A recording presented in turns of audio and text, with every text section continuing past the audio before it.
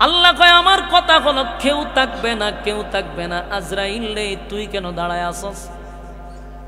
মালাকুল মউত বলে মালিক সবার রূহ আমি ধ্বংস করলাম, আমারে কে ধ্বংস করবে? আল্লাহ কয় আমি তোরে ধ্বংস করব না, আমার হুকুমটাই তোরে ধ্বংস করে দিবে। আল্লাহ আমি হুকুম দিলি তুই ধ্বংস। হুকুম দিছে তো মালাকুল মউতরে ধরে লেছে। আল্লাহর নবী বলেন যদি তখন সমস্ত কুল বেঁচে থাকতো গো, তাহলে মালাকুল মউত আজরাইলের চিৎকারে সব কিছু মারা যাইত। এত বিকট আওয়াজে চিৎকার দিছে, কিন্তু বাঁচতে পারলো না। সবই তো আল্লাহ ধ্বংস করে দিল। কারণ আমার মালিকের কোনো মরণ আছে? এই কথা কই না, মালিকের মরণ নাই, মালিকের ঘুম নাই, মালিকের বিশ্রাম নাই। সুবহানাল্লাহ। আল্লাহু লা ইলাহা ইল্লাহু আল হাইয়ুল কাইয়্যুম লা তাখুযুহু সিনাতুন ওয়ালা নাওম। আল্লাহ কয় আমার মরণ নাই, আমি চিরঞ্জীব, আমার ঘুম নাই, তন্দ্রাও নাই। সুবহানাল্লাহ। সেদিন সব ধ্বংস করার পরে আমার মালিক বলবে আর কে আছে? কেউ নাই, কোনো শব্দও নাই। আল্লাহ নিজেই গুনগুনাইয়া কথা বলবে, কেউ নাই, সব ধ্বংস। আল্লাহ নিজেই বলবে লিমানিল মুলকুল ইয়াউম। পৃথিবীর রাজা বাদশারা কোথায়? আমি না তোদেরকে রাজত্ব দিছিলাম? রাজত্ব পাইয়া না বহু বেড়াগিরি করছ? আল্লাহ সব জালেমদেরকে এক জায়গায় করবে, সবাইরে ডাকবো, শরীরে আসিটা বাইরে আসে। কিন্তু কেউ যদি কয় আমি ইমানদার, তার বগলে খাটি ঢুকাইলে পরে ইমানের পয়েন্ট বাড়িবনি।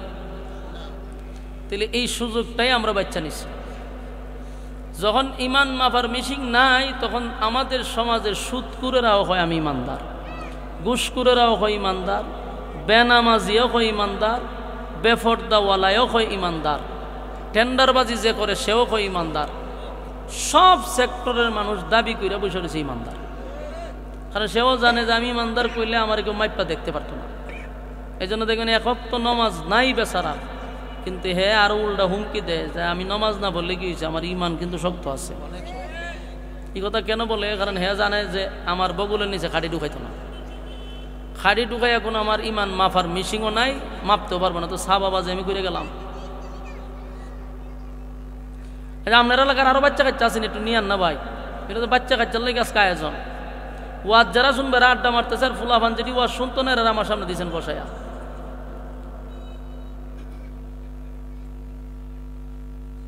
মহা সমস্যার মধ্যে আমি ঘুরে গেলাম গা। আমি নিজেও চিন্তাতে আছি। ওয়াজ শুননেওয়ালারা ঘুরায়, আর যত ছোট ছোট বাচ্চা আছে কথা কইতে না, এরা দিয়েছে সামনে না, ওই দেন কথা কইতে আমার সামনে বইয়া। তো মনোযোগটা আমার থাকতো কেমনে? কন মনোযোগ নষ্ট হয়। আরো লই বাবু, আরো আসিনি ছুটু, দেখো যান সবাই একজন একজন করে ঘর থেকে বাচ্চা কাচ্চা লইয়ান। আজকে এটা এই মেলাও শুরু করছেন আপনারা। মনোযোগ আসেনি আপনার কাছে তো ওয়াজ করতেছে। আপনারা যত নীরবে শুনবেন আমার কথা বলতে তত ভাল লাগবে। আর মাঝখান থেকে কথা বললে মনোযোগ থাকে না, কথা অগুছালো হয়, কথাগুলি এলোমেলো হয়ে যায়। আপনি কবেন হুজুর আপনি কথা কন, আমরা তো শুনতে আছি। আপনি আমার জায়গা বললে আপনি একই ব্যবহার করতেন। ক্লাসে জীবনে কোনোদিন পড়াইছেন না। ছাত্র যদি কথা বলে আপনার পড়া না শুনে, তখন আপনার মেজাজ গরম হইব, পড়াইতে ভালো লাগবে না। এটা তো একটা চলতি ফিরতি মাদ্রাসা, এটা তো একটা ক্লাস। এখানে তার মাশাআল্লাহর জিকির চলতেছে না, গান চলতেছে না, নাচানাচি চলতেছে না। এখানে কথা চলবে কোরআন থেকে। আর মাঝে মাঝে কিছু মজমা আছে, অর্ধেক নাচানাচি, অর্ধেক জিকির, অর্ধেক গান, এটা বাস ইডি চলে, যে সামতইলি চলে, বেড়া বেড়ি থাকলেও চলে দেখছি। আর কিন্তু আমাদের এখানে তো এই সিস্টেম না। আমাদের এখানে আপনি বয়ান শুনেন, আশা করি আপনার দিলের ভিতরে কথাগুলি ঢুকবে। তো সম্মানিত শুধু ইমানদার ব্যক্তিও ইমানের দাবি করতেছে। একজন 5 ওয়াক্ত নামাজ পড়ে সেও ইমানদার, আর একজন নামাজ নাই কিন্তু সেও দাবি করছে ইমানদার। তা আমরা যে দাবি করতেছি, আমরা তো মাফার মিশিং নাই, এই জন্য সবার একই দাবি আমরা ইমানদার। কিন্তু বলুন আল্লাহর কাছে মিশিং আসেনি? এটা আওয়াজ দেন। আল্লাহর কাছে মিশিং থাকার কারণে আল্লাহ জানে যে আমাদের ইমানের পয়েন্ট কত পার্সেন্ট আছে, এটা মালিক জানে ভালো করে। এই জন্য কোরআনের প্রায় জায়গাত আল্লাহ বলে ইয়া আইয়ুহাল্লাযীনা আমানুত্তাকুল্লাহা হাক্কা তুকাতিহ। আল্লাহ বলেন হে ইমানদারেরা, আমি আল্লাহকে ভয় করার মতো। বলুন এখানে কোনো বেঈমানরে ওয়াজ করছে না ইমানদারের উদ্দেশ্য করে কইছে? ইমানদারের উদ্দেশ্য করে কইছে। ইয়া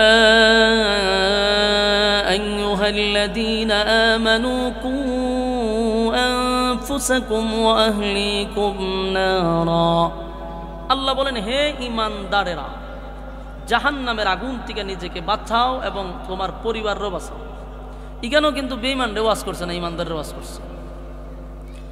ইয়া আইয়ুহাল্লাযীনা আমানু তুবু ইলাল্লাহি তাওবাতান নাসুহা। আল্লাহ বলেন হে ইমানদারেরা, গুনাহ থেকে ফিরে আসো, নিজেকে গুনাহ থেকে বাঁচাও। বেঈমানরে ওয়াজ করছে না ইমানদাররে? তো সব জায়গাতে ইমানদাররে ওয়াজ করে কেন? কারণ আল্লাহ ভালো করে জানে যে এরা ইমানের বেশ দূরে বসে, ভিতরে ইমান পার্সেন্ট কম। তা আমাদের কাছে থার্মোমিটার না থাকার কারণে আমরা দাবি করে পড়েছি ইমানদার। আল্লাহর কাছে থার্মোমিটার থাকার কারণে আল্লাহ আমরারই বারবার ওয়াজ করতেছে যে দাবি করলে কি তোদের ভিতরে ইমানের পার্সেন্ট কম, তাই তোরা জাহান্নাম থেকে বাস, নিজেকে তৈরি কর। এই ওয়াজ আল্লাহ আমরার করতেছে। এরপরে দেখেন জান্নাতের ক্ষেত্রে আল্লাহ শর্ত দিতেছে ইন্নাল্লাযীনা আমানু ওয়া আমিলুস সালিহাতি কানাত লাহুম জান্নাতুল ফিরদাউসি নুজুলা। এখানে আল্লাহ শর্ত দিতেছে নিশ্চয়ই যারা ঈমান আনছে এবং যারা সৎ কাজ করছে মানে নেক আমল, তাদেরকে আমি জান্নাতুল ফিরদাউসের মেহমান বানাবো। এখানে আল্লাহ ঈমানের শর্তই যোগাই দিছে। এবং দেন সূরা আসরের মধ্যে আল্লাহ বলেন সময়ের কসম, ইন্নাল ইনসানা লাফি খুসর, নিশ্চয়ই তোমরা ক্ষতিগ্রস্ত। আল্লাহ বলতেছে কসম কইরা, আল্লাহ কসম করতেছে এবং বলতেছে তোরা ক্ষতিগ্রস্ত। বাস্তব আমরা ক্ষতিগ্রস্ত। আজকে যদি এখানে একজন নর্তকী আসতো, বলেন আপনি কি জায়গা দিতে পারতেন? তো নর্তকীর থেকে কি পাইতো? শুধু নাচানাচিটা দেখবার লেগা, নর্তকী যে কমর দুলায় নাচে এই নাচটা দেখবার লেগা এই এলাকাতে আপনি জায়গা দিতে পারতেন না। তাহলে মানুষ গুনাহের প্রতি প্রতিযোগিতা বেশি। কথা ফির না দি নর্তকী আসলে সব ঠিক থাকতো, মাইকওয়ালাও ঠিক হয়ে যেত একবার আলিফের মতো, সব সাউন্ড সিস্টেম দেখতেন 8-10টা থাকতো, একদম মাডি শুদ্ধা কাঁপতো। আর মা ফিরিলে দজা ভাঙ্গা একটা দরায় দেওয়া হয়, হুজুর ফাটাই এলাম। মানে এই জায়গাটার থেকে আমাদের বাইরে আসতে হবে। গুনাহের কাজে সবগুলা ঠিক থাকে, আর নেকির কাজে সব দজা ভাঙ্গায় দলা হয়। এই জন্য আল্লাহ নিজে কসম কাটতেছে। কিসের কসম? সময়ের কসম। তো তাফসীর কারকরা বলছে কোন সময়? বলছে তোমার হায়াতের সময়। তোমার যে আল্লাহ হায়াত দিচ্ছে, এই হায়াতের কসমটা করছে আল্লাহ। কসম করে কইতেছে যে তোরা ক্ষতিগ্রস্ত।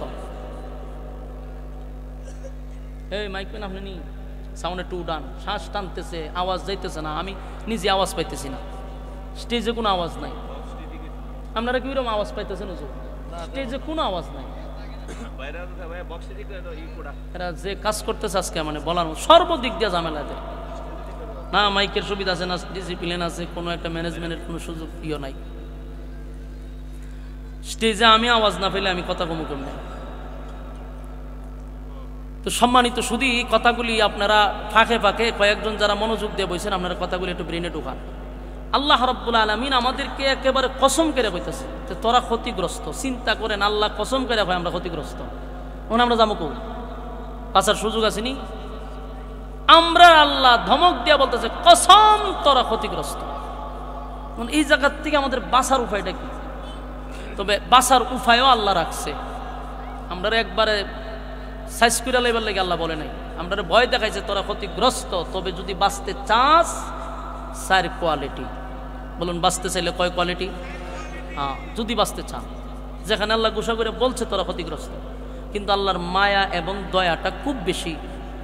এই জন্য সাউন্ড বাড়ান। স্টেজে সাউন্ড নাই, এখনো সাউন্ড হয়েছে না, স্টেজে কোনো সাউন্ড নাই,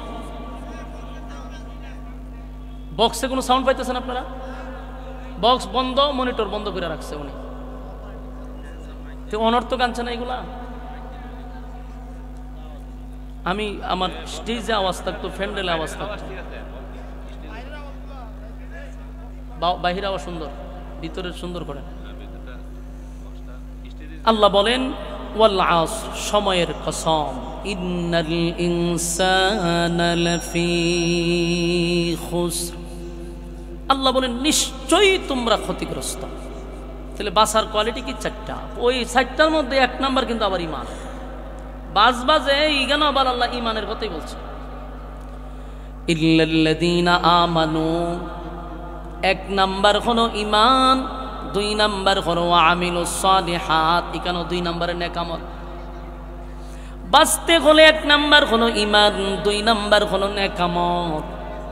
এখানেও কিন্তু আপনাকে ইমানের কথাই বললো, এখানেই কিন্তু আবার নেক আমলের কথাও বলছে। তার মানে বাঁচতে যদি চাই তাহলে কিন্তু নেক আমল আর ইমান ছাড়া কোনো সুযোগ নাই। এক নাম্বার হলো ইমান, দুই নাম্বার হলো নেক আমল। তুমি আর আমি যদি বাঁচতে চাই তাহলে কিন্তু নেক আমল ছাড়া আর ইমান ছাড়া কোনো সুযোগ নেই। ইল্লাল্লাযীনা আমানু, এক নাম্বার বান্দা তুমি ইমান আনতেই হবে।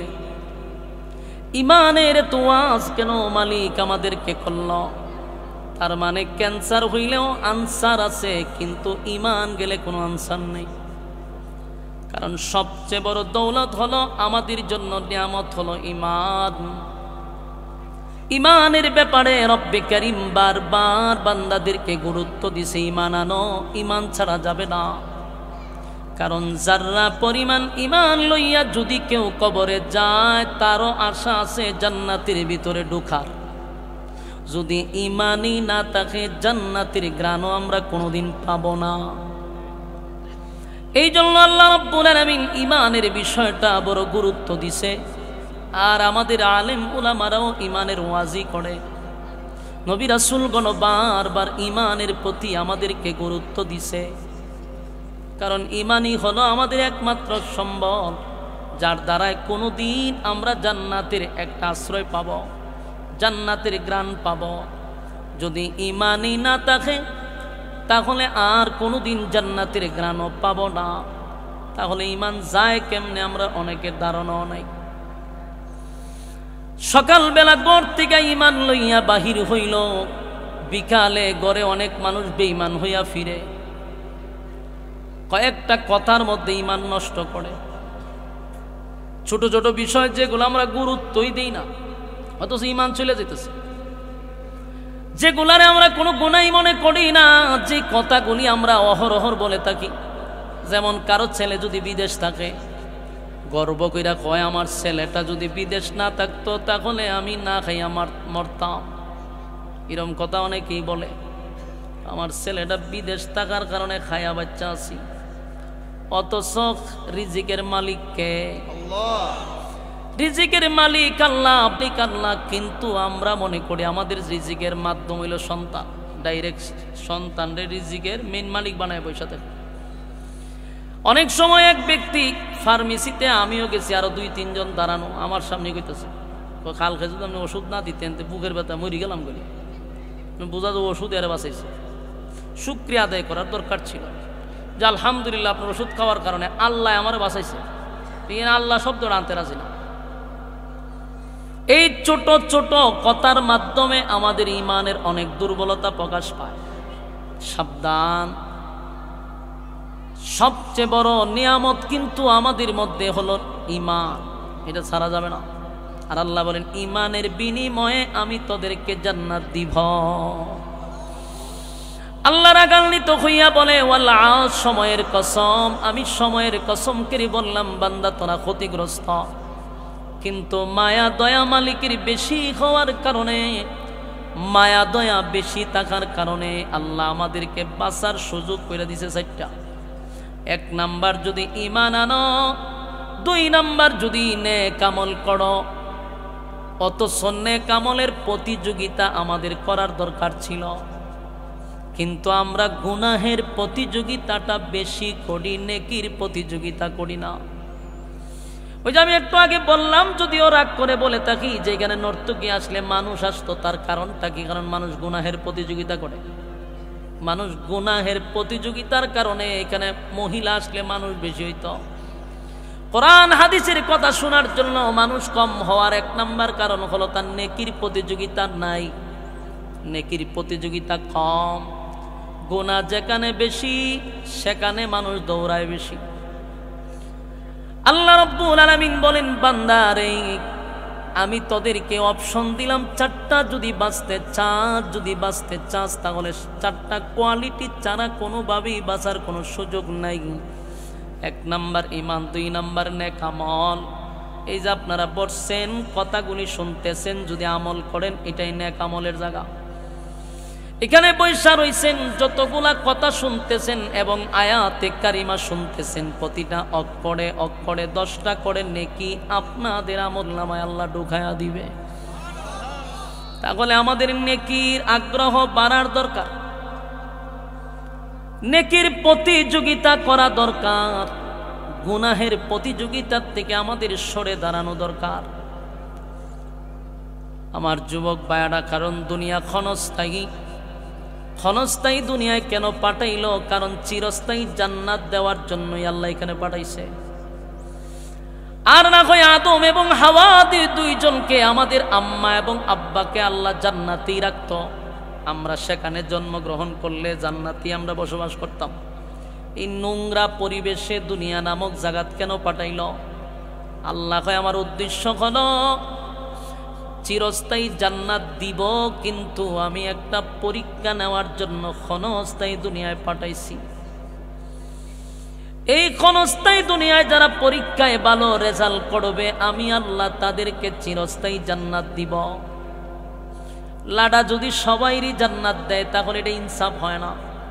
ভালো কাজ যারা করছে তাদের জন্য আল্লাহ রাব্বুল আলামিন জান্নাত উপহার দিবে। মন গড়া জিন্দেগি যারা চালাইলো, যেমনে মনে চাই এমনে যারা চললো, তাদের জন্য জান্নাত নয়। যারা লাগাম লাগাইয়া চলাফেরা করছে, দুনিয়ার জমিনে চলতে গিয়ে আমার মালিকের হুকুম রাসূলের তরিকায় জীবন যাপন করছে, তাদের জন্য রব্বে কারীম জান্নাতে চিরস্থায়ী বসবাস করার সুযোগ করে দিছে। আল্লাহ বলেন, আমি চাইলে দুনিয়াতেই শাস্তি দিতে পারি, কারণ মানুষ যেই সমস্ত অপকর্মগুলি করে এগুলো আল্লাহর দেখার বাহিরে নয়। প্রত্যেকটা মানুষের সাথে আল্লাহ ফেরেশতা রাখছে।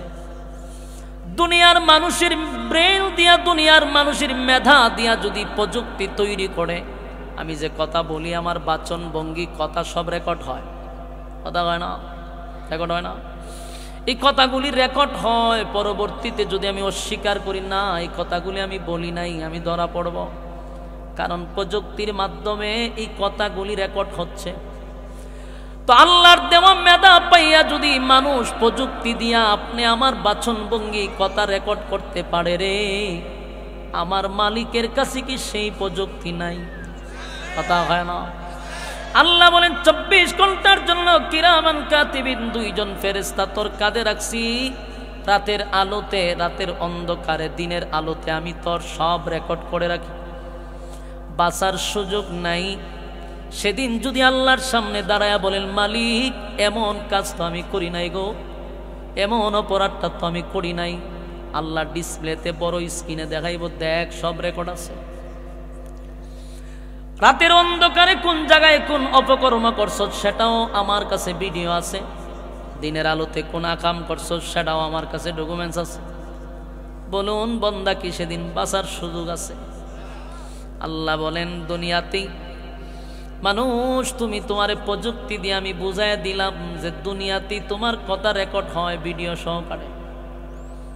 আল্লাহর দেওয়া মেধা পাইয়া যদি মানুষ এতটুকু করতে পারে, আমার মালিক আমাদের জন্য কত প্রযুক্তি রাখছে।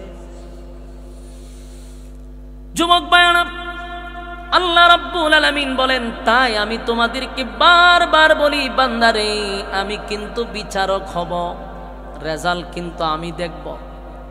এই ক্ষণস্থায়ী দুনিয়া চিরস্থায়ী না, এটা অল্প কিছুদিনের জন্য।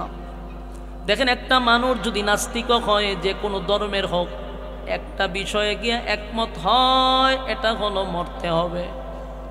কথা বলনা দি আপনারা, মরণ লাগবো নি, মরতে হবে, এটা মানুষ বিশ্বাস করে। আর কিছু বিশ্বাস করুক আর না করুন, মরতে হবে। মরণ যে লাগবে এটা আমরা সবাই জানি, মরতে হবে। আমার যুবক ভাইয়েরা, কারণ আমার চোখের সামনে বাবা মরে গেল, দাদা মরে গেল, আর আমার চুলগুলি যদি এখন কালো আছে, একটা সময় আমার চুলগুলিও সাদা হবে, এতে কোনো সন্দেহ নেই। এই স্টেজে প্যান্ডেলে কত মানুষ বসে আছে, দেখেন দাড়িগুলা সাদা হয়ে গেছে। বলুন, এটা কি এমনি সাদা হয়েছে না আমার মতো তাদের কালো ছিল? একটা সময় তাদের দাড়িগুলা চুলগুলা কালো ছিল, কিন্তু আস্তে আস্তে সাদা হয়ে গেছে। কেন রে সাদা হয়ে গেল? চামড়াগুলি কেন ডিল হয়ে গেল? চোখের জ্যোতি কেন কমে গেল? শরীরটা কেন দুর্বল হয়ে গেল? এখন কেন লাঠি ছাড়া দাঁড়াইতে পারে না? নিজেরে নিজে প্রশ্ন করলেই তো বুঝবা আমার সময় কমে আসতেছে, আমার ডেট ওভার হয়ে গেছে। নিজেরে নিজে প্রশ্ন করো। যেমন নদীর জোয়ার চিরকাল থাকে না, মানুষের যৌবনও চিরকাল থাকে না, যৌবনেরও বাটা আছে। নদীর যেমন জোয়ার সব সময় থাকে না, বাটা হয়, মানুষেরও যৌবন সব সময় থাকে না, বাটা হয়। কথা হয় না? চিরস্থায়ী কোনো কিছুই না। ক্ষমতাও দেখবেন সব সময় থাকে না, না থাকে। আম্মা জানের ক্ষমতা আসেনি এখন? আম্মা জানের ক্ষমতা ছিল, তখন ক্ষমতা দেখাইছে। এখন ক্ষমতা নাই, আবার আরেক দল ক্ষমতায় আসবে। এই আওয়াত আর যাওয়াত, সব সময় ক্ষমতা থাকে না। তবে যৌবন পাইয়া যেমন তুমি যৌবনের অপব্যবহার করতে পারো না, ক্ষমতা পাইয়াও ক্ষমতার অপব্যবহার করতে পারো না, কারণ এটা চিরস্থায়ী নয়, এটারও শেষ আছে। আল্লাহ বলেন, এই দুনিয়াটাই হলো ক্ষণস্থায়ী, এটাও চিরস্থায়ী না, কারণ এই দুনিয়া আমি শেষ করে দিব। বিশ্ব পরিস্থিতির পরিসমাপ্তি আমার মালিক গঠায়া দিবে, এটা আমরা সবাই জানি রে। আল্লাহ বলেন, ইজা জিলজিলাতিল আরদু জিলজালাহা ওয়া আখরাজাতিল আরদু আসকালাহা ওয়া ক্বালাল ইনসানু মা লাহা। আল্লাহ বলেন, জমিনের মধ্যে আমি জালজালা শুরু করে দিব, জমিন ধ্বংস হয়ে যাবে। কেন? তোমরা জমিনে দাঁড়াইয়া আমি আল্লাহর নাফরমানি করো। তোমরা কি জানো না আমি বলে দিয়েছি জমিন আমি রাখবো না, জমিন আমি ধ্বংস করে দিব। জমিন সেদিন আমাদেরকে ধরবে। জমিনের কোন জায়গায় দাঁড়াইয়া আমরা অপকর্ম করছি, সেদিন আল্লাহ জমিনের জবান খুলে দিবে। জমিন আমাদের বিরুদ্ধে চলে যাবে। আল্লাহ বলেন, কুল্লু মান আলাইহা ফান, সব ধ্বংস করে দিব, যিনি থাকবেন তিনি কে? ওয়ায়াবকা ওয়াজহু রাব্বিকা যুল জালালি ওয়াল ইকরাম। সব ধ্বংস হয়ে যাওয়ার পরে যিনি থাকবেন তিনি কে? আল্লাহ বলেন, একমাত্র আমিই থাকবো। সব কুল শেষ, মানব কুল, জিন, তারপরে যত সৃষ্টি জগৎ আছে সব জায়গা শেষ, বাকি থাকবে ফেরেশতা কুল। আল্লাহ অর্ডার দিবে সমস্ত ফেরেশতাকে ধ্বংস করে দাও, 4 জন ফেরেশতা বাদে সব ফেরেশতাও ধ্বংস হয়ে যাবে। 4 জন, ইসরাফিল, মিকাইল, আজরাইল আর জিবরাইল, 4 জন। আল্লাহ তখন বলবে, আজরাইল রে বাকি কে আছে? বলে, আল্লাহ সব ধ্বংস, শুধু আমরা 4 জন ফেরেশতা আছি। আল্লাহ বলবে, মালাকুল মাউত আজরাইল শুন, তুই বাদে বাকি 3 জনকে ধ্বংস করে দে। চিন্তা করেন, বড় 4 জন ফেরেশতার মধ্যে 3 জন শেষ, বাকি থাকবে মালাকুল মাউত আজরাইল। আল্লাহ বলবেন, আর কে বাকি আছে রে? আজরাইল বলে, মালিক আপনি চিরঞ্জীব, আপনার কোনো মরণ নাই। আর আমি আজরাইল, আমি তো মানুষের রূহ নেই, সব ধ্বংস আমার মাধ্যমে হয়, তাই আমিও আছি। আল্লাহ বারবার বলে, আমি না বলছি কুল্লু মান আলাইহা ফান, আমি না বলছি সব ধ্বংস করে দিব। সব ধ্বংস হইলে তুই কেন আমার সামনে দাঁড়ায়া থাকবি? মালাকুল মউত আজরাইল ভাবছিল যে আমি মনে হয় কোনো সেট দিয়ে বাচ্চা যাবো। আল্লাহ কয়, আমার কথা হলো কেউ থাকবে না, কেউ থাকবে না। আজরাইল রে, তুই কেন দাঁড়ায় আসস? মালাকুল মউত বলে, মালিক সবার রূহ আমি ধ্বংস করলাম, আমারে কে ধ্বংস করবে? আল্লাহ কয়, আমি তোরে ধ্বংস করব না, আমার হুকুমটাই তোরে ধ্বংস করে দিবে। আল্লাহ, আমি হুকুম দিলি তুই ধ্বংস। হুকুম দিছে তো মালাকুল মউত রে ধরে লেছে। আল্লাহর নবী বলেন, যদি তখন সমস্ত কুল বেঁচে থাকতো গো, তাহলে মালাকুল মউত আজরাইলের চিৎকারে সব কিছু মারা যাইত। এত বিকট আওয়াজে চিৎকার দিছে, কিন্তু বাঁচতে পারলো না।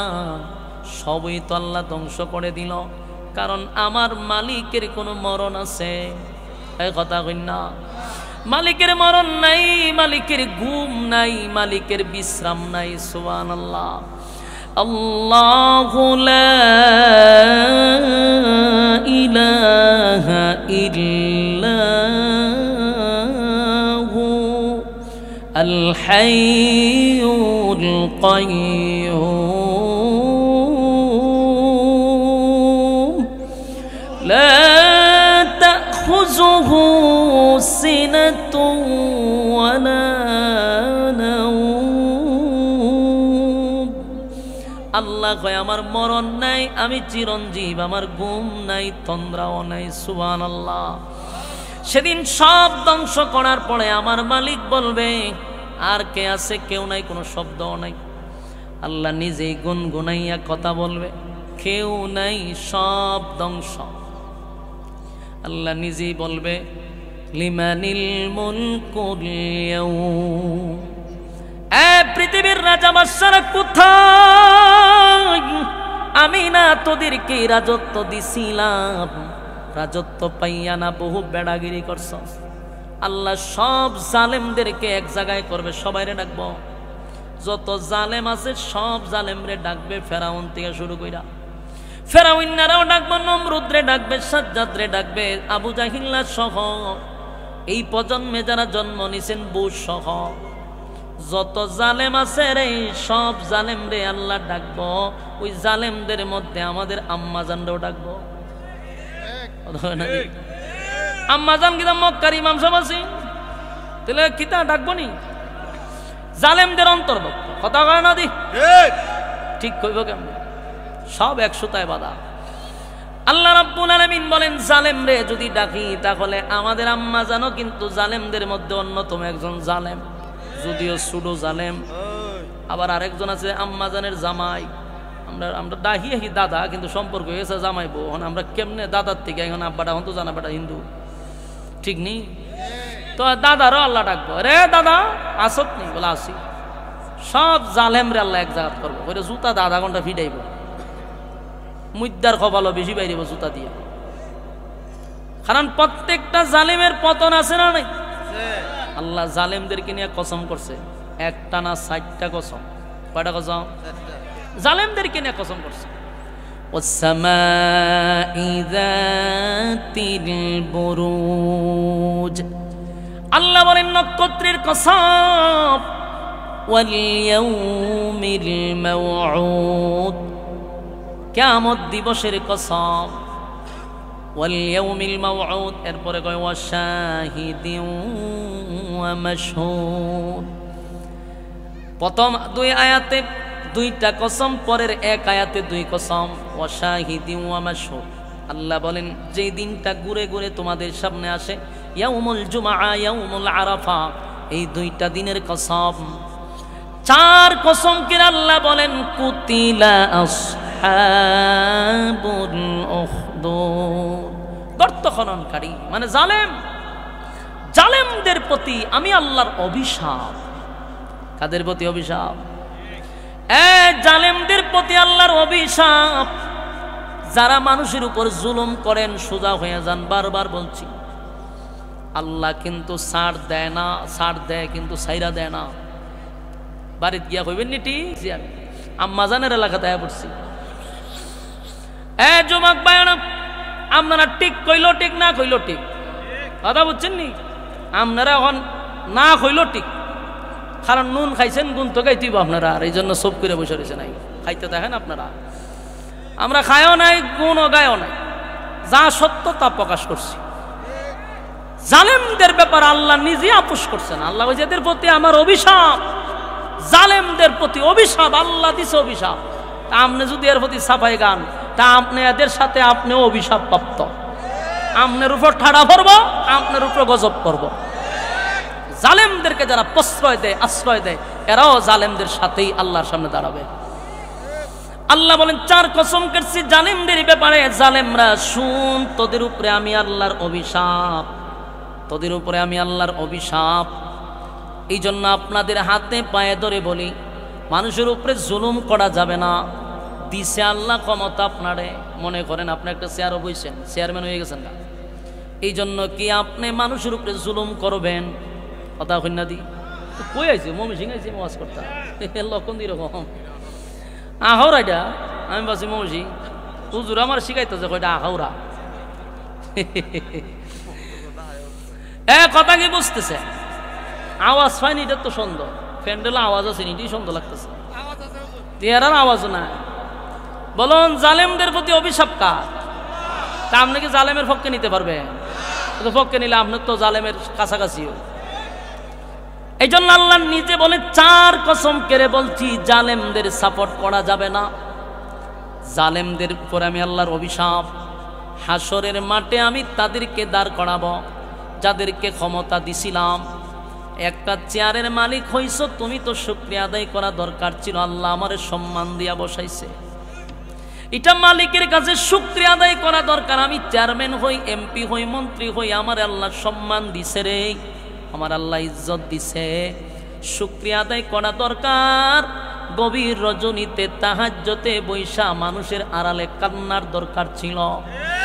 আল্লাহ মানুষ আমারে কত সম্মান দিছে, মানুষ আমারে কত ইজ্জত দিছে, আল্লাহ আমার ইজ্জতের চেয়ারে তুমি বসাইছ, সাবধান মালিক, তুমি আমারে বেজ্জতি কইরো না। আল্লাহ আপনি ইজ্জতের মালিক, আপনি আমার ইজ্জত দিছেন, বেজ্জতি কইরেন না। উচিত ছিল বান্দা আল্লাহর কাছে ডুকরাইয়া কান্নার, কিন্তু সেটা তো করেই না। ক্ষমতার চেয়ার পাইয়া মানুষের উপরে জুলুম করে, মানুষের হক নষ্ট করে, মানুষের বাক শক্তি নষ্ট করে দেয়। আল্লাহ কয়, সাবধান জালেম শুন, তোদের উপরে আমি আল্লাহর অভিশাপ। একটা দুইটা না, চারটা কসম করে বলছি, তোরা জালেম, তোদের উপরে আমি আল্লাহর অভিশাপ। আর জালেমদের অভিশাপ দিছে দুনিয়ায়, শুধু তাই না, দুনিয়াতে তো চরম পর্যায়ের বেজ্জতি না করে আল্লাহ কবরে নিবে না। আপনি মনে করছেন খালি কবরে গেলেই ফিরাইব না, দুনিয়া তো চরম পর্যায়ের বেজ্জতি করবে, লাঞ্ছিত করবে, এরপরে আল্লাহ কবরে নিবে। অপেক্ষা করতে থাকো, মনে করো শেষ, এমনটা না, আরো রয়েছে জুতার বাড়ি, আরো বহু জুতার বাড়ি জমা রয়ে গেছে। জালেমদের কপালে জুতার বাড়ি মরার আগ পর্যন্ত থাকবে। তাই নেক্সট টাইমে যারা ক্ষমতায় বসবা, চেয়ারে বসবা, আমি তোমাদের উদ্দেশ্য করে বলি, বাংলাদেশ এমন একটা দেশ, সম্মান দিতে দিতে আসমানও নিয়ে তুলে, আবার জুতাদা ফিডাইতে ফিডাইতে মাটির নিচে ঢুকা, এটার নাম হলো বাংলাদেশ। তাই ক্ষমতা পাইয়া বেশি বেড়াগিরি দেখায়ও না, অতীত থেকে শিক্ষা গ্রহণ করো। মা কথা কই না দি, শিক্ষা গ্রহণ করা দরকার না? কারণ আগে জানেন জুতাদা ফিডাইছে, পরে আপনার উপরে জুতা আছে, তেরিবিরি করবেন, আপনারও জুতাদা বেরিব। এটার নাম না বাংলাদেশ। এই দেশের মানুষ এরকমই, মহব্বত করবো, বুকের ভিতরে ঢুকাই দিব, আর বাইর করার সময় এমনি বাইর করতে না, জুতাদা ফিডায় বাইর করে। এই জন্য ক্ষমতা পাইয়া মানুষের উপরে জুলুম করা যাবে না, মানুষের হকটা নষ্ট করবা না। আমরার দেশের মানুষ যদি কোনো রকম একটা মেয়র হইতে পারে, চেয়ারম্যান হইতে পারে, অথবা মনে করেন এমপি হইতে পারে, ওখানে হে রাস্তাঘাটে বাড়িতে পারে না, ও কেড়ে বাড়িতে পারে না, ভয় ভিতরে কিছু তাকে গুলি করে দিব, তাহলে আয় আক্রমণ করব। দেখবেন 8-10টা গুন্ডা ফান্ডা লইয়া আড়ে, আর নাইলে ফিসেতে তো আবার প্রশাসনের গুন্ডা বাহিনী আছে, এরা তো পিস্তল লেখার হয়েছে। আবার দেখবেন এর কিছু গুন্ডা বাহিনী আছে, এই সব গুন্ডা বাহিনীর মাঝখানে থাকে, পিছনে যে প্রশাসন থাকে, সব মিলে এবারে রাস্তাতে আড়ন লাগে। কেড়ে রে তোর ভিতরে তো বই কেড়ে। এর এক নম্বর কারণ হলো মানুষের হক নষ্ট করে বসে রয়েছে। মানুষের হক যারা নষ্ট করে এরা বুক ফুলাইয়া রাস্তা দিয়ে হাঁটার ক্ষমতা রাখে না। তুমি বাবু কেমনে তুমি আরেকজনের হক নষ্ট করে তুমি শান্তিতে ঘুমাইবা? শান্তির মারে তো তুমি খবর দালাইছ। মানুষের হক নষ্ট করে, মানুষের অধিকার নষ্ট করে তুমি বাড়িতে গিয়ে আরামে ঘুমাইবা সোফাতে, না, এটা সম্ভব না। আর যদি তুমি জনগণের হক আদায় করো তাহলে উমরের মতো তুমি মরুভূমির বালিতেও ঘুমাইতে পারবা। খলিফাতুল মুসলিমিন উমরের জীবনী পড়বেন। আমি আরেকটা নসিহত করে যাই, যারা আগামীতে নেতা হবেন আপনাদের কাছে আমার আজজোর, আপনারা খলিফাতুল মুসলিমিন উমরের জীবনীটা একটু পড়েন, তাহলে আপনি শুধু এখানে বসবেন এমনটা না, ইজ্জতের সাথে সম্মানের সাথে আপনারা পাবলিকের সাথে চলতে পারবেন। জনগণ আপনাদেরকে সেফটি করবে।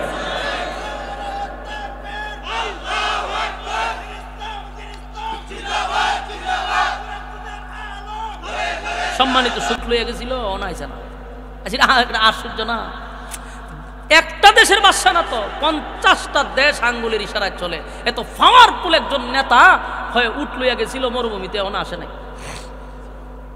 এরা গেছে গিয়া দেখে একটা হাত, ডান হাত গাল, ওই গালের মধ্যে দিয়ে এইভাবে শুয়ে রয়েছে মরুভূমির রুদ্রের মধ্যে, আর উঠটা কাছে বান্ধা।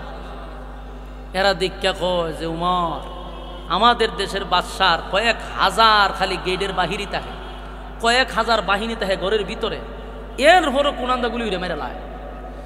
আর এত বড় দেশের বাদশা হইয়া মরুভূমিত ঘুমাইছে, একটা সিকিউরিটির মতো কোনো সেনাবাহিনীও নাই কাছে।